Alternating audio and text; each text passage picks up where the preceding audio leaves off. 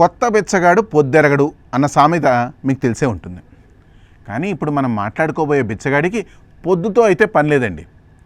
ఎప్పుడైనా ఎలాగైనా సరే ఎదుటి వాళ్ళు ఆయన ముందుకొచ్చి నువ్వు భలే అంటే చాలు ఆకాశానికి ఎగురుతాడు. అంతేకాదు మరో అడుగు ముందుకేసి నువ్వు సూపర్ అని ఓ అవార్డు ఇచ్చారనుకోండి, ఇంకేముంది ఆకాశాన్ని దాటుకొని అంతరిక్షం దాకా కూడా ఎగురుతాడు. అంతటి ఘనుడు ఈ బాబు. తాను చేసిన తప్పైనా సరే 10 మంది తనను చూసి మెచ్చుకోవాల్సిందే అనే రకం ఈ మహానుభావుడు. ఆయన ఎవరో కాదండి, అగ్రరాజ్యం అమెరికా అధ్యక్షుడు డొనాల్డ్ ట్రంప్. నా విపోదురుగాక నాకేటి సిగ్గు అన్న రేంజ్లో తాజాగా ఆయన వెలగబెట్టిన ఘనకార్యం మీరు వినండి. ఇరాన్ ఇజ్రాయెల్ మధ్య శాంతి ఒప్పందం కోసం అమెరికా అధ్యక్షుడు డొనాల్డ్ ట్రంప్ ఒక అద్భుతమైన ప్రయత్నం చేశాడు. ఆ విషయం ఇప్పుడే వెలుగులోకి వచ్చింది. ఇటీవల ఇరాన్ ఇజ్రాయెల్ ఇరు దేశాల ఉద్రిక్తత నడుమ జరిగిన దాడుల నేపథ్యంలో ట్రంప్ ఎవరు ఊహించిన ఓ అద్భుతమైన నిర్ణయం తీసుకున్నాడు. ఆయన ఇరాన్ను అక్షరాల అడుక్కునే విధంగా బతిలాడి ఇరాన్ ఇజ్రాయెల్ మధ్య శాంతి ఒప్పందం కోసం ఓ ప్రయత్నం అయితే చేశాడు. ఈ అంశాన్ని నేను చెప్పడం కాదండి, అలానే సోషల్ మీడియా నుంచి వచ్చిన వార్త కాదు. ఈ విషయాన్ని ఇరాన్ రాష్ట్ర మీడియా ఇటీవల స్పష్టం చేసింది. అది విన్న నెటిజన్లు ఇప్పుడు ట్రంప్పై సెటైరికల్ కామెంట్లతో కూడా సోషల్ మీడియాకు సెగబుట్టించేస్తున్నారు. ఉదాహరణకు ఆ సోషల్ మీడియా నెటిజన్స్ ఏమన్నారో ఒక చిన్న ఉదాహరణ అయితే ఇచ్చేస్తా. పాపం మన ట్రంప్ బిడ్డకి ఏం కష్టం వచ్చిందో ఏమో. ఎంతటి కష్టం రాకపోతే మరీ బొచ్చ లేకుండా అడుక్కోవాలా ఇలా చాలా కామెంట్లు చేస్తూనే ఉన్నారు. అవి వైరల్ అవుతూనే ఉన్నాయి. ఇంత చేసి మన ట్రంప్ గారు తన గాంభీర్యాన్ని ఏమైనా తగ్గించుకున్నాడా? లేదు. మర్చిపోకుండా ప్రపంచానికి ఓ పెద్ద గ్లామరైజ్డ్ పోస్ట్తో తాను ఈ విషయాన్ని ప్రకటించాడు. ఎలా ప్రకటించాడు చూద్దాం.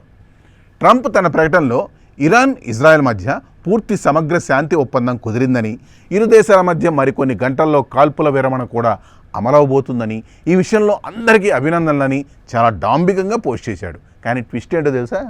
ఆయన ఈ ప్రకటన చేసిన కొద్ది క్షణాల్లోనే ఇరాన్ ఈ ఒప్పందాన్ని కఠినంగా తిరస్కరించింది. ఇజ్రాయెల్ వైపు నుంచి వచ్చిన సమాచారం ప్రకారం ఇరాన్ ట్రంప్ ప్రకటన తర్వాత కూడా రాకెట్ దాడులు చేసిందని తేలింది. దీంతో సిగ్గు విడిచి చేయి జాచి అడుక్కున్న లాభం లేకపోగా తన బొచ్చుతో తననే కొట్టుకున్నట్టుగా అయింది ట్రంప్ వ్యవహారం. ఈ ఘటన ట్రంప్ రాజకీయ ప్రతిష్ట, అలాగే ఆయన చేసే వింత విన్యాసాలపై పలు ప్రశ్నలు అయితే లేవనెత్తోంది. ఆయన గతంలో కూడా భారత్ పాకిస్తాన్ వంటి శాంతి ఒప్పందాలను ప్రకటించి వాటిని తిరస్కరించిన సందర్భాలు ఇప్పుడు మళ్ళీ అందరికీ గుర్తుకొస్తున్నాయి.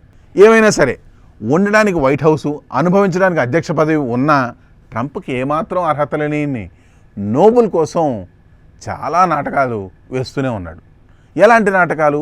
ఆ నాటకాల గురించి కూడా చెప్తా. ఈ మధ్య ఆసిమ్ మునీర్, పాక్ సెక్యూరిటీ చీఫ్ ఆసిమ్ మునీర్కి ఆయన ఓ లంచ్ పార్టీ ఇచ్చాడు కదా అని చెప్పేసి మనాడు. మీకు పాక్ ఆసిమ్ మునీర్ అంటే ఎవరో అర్థం కావట్లేదు కదా, ఆయనేనండి. ఫ్రాడ్ మార్షల్ అని ఈ మధ్య న్యూయార్క్లో కూడా ఆయన గురించి ఒక బోర్డులు రచ్చారావిడి అన్నీ వెలిచాయి. సో ఆసిమ్ మునీర్ వచ్చేసేసి ఆ లంచ్కి వెళ్ళాడు. వెళ్ళినవాడు లంచ్ చేసి వచ్చేసేయచ్చు కదా. లంచ్ చేసిన తర్వాత వచ్చేస్తూ ఉంటే మన ట్రంప్ గారు వాడిని పట్టుకొని, బాబు నేను ఇంత చేశాను మీకు, నాకు నోబెల్ ప్రైజ్కి ఒక రికమెండేషన్ అయితే ఇవ్వు అని అన్నాడు. ఇన్ని నాటకీ ఘటనలు అమెరికా అధ్యక్షుడికి అవసరం అమాత్య? ఓసారి ఆలోచించండి. బాగా విపరీతంగా లేదు?